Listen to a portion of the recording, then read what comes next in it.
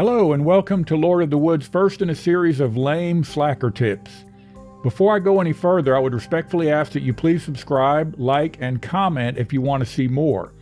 Believe me, the best is yet to come and you don't want to miss out. Can't believe I started this only 10 years ago and now we're all the way up to number 1. I mean, time really flies when you're having fun. Hang around and maybe we'll get around to taking a good look at my new guitar maintenance and repair benchtop. For this edition, we're going to take a look at a quick, cheap, and dirty solution to the seeming oversight of the lack of a power switch on some of the Behringer mixers. In my case, I'm currently using a Xenyx Q802 USB. Now, I've seen others do an excellent job on the custom installation of a switch in the mixer housing, and I've done similar modifications before in situations where there was no other practical solution than to install a switch in the case. And, I've ended up with an absolutely factory-appearing modification. One problem with that route is that you would almost certainly void the warranty. It also involves a fair amount of time and risk of damage to the unit. Something to keep in mind, if you read the instructions, yes, that's right, if all else failed and you read the instructions, you would know that power to the mixer is supposed to be applied and removed at the point of the AC adapter's connection to the wall receptacle. Problem is, as best as I can tell, this is not spelled out in the quick start guide that ships with the mixers. It is pointed out in the full user manuals that are available via download from the Behringer site. I've included the actual Behringer link in the description below the video.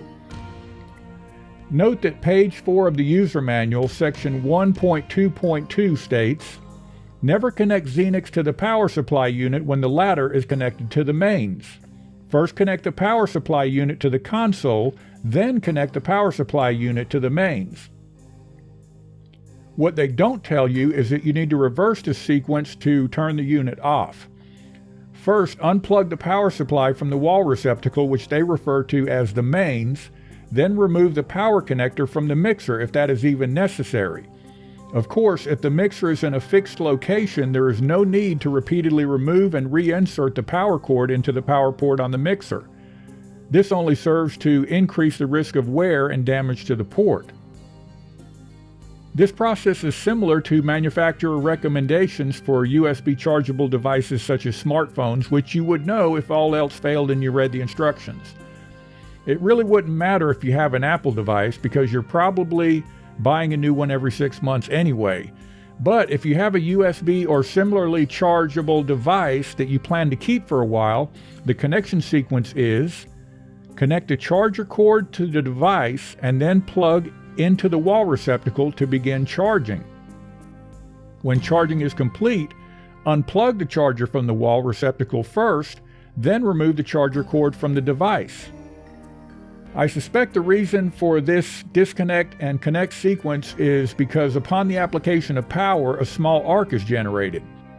Now, would you rather have a small arc occur every connection cycle on the large blades of the wall plug, or would you rather have that arc occur on the tiny connectors within a USB chargeable device or those of your mixer's power connector?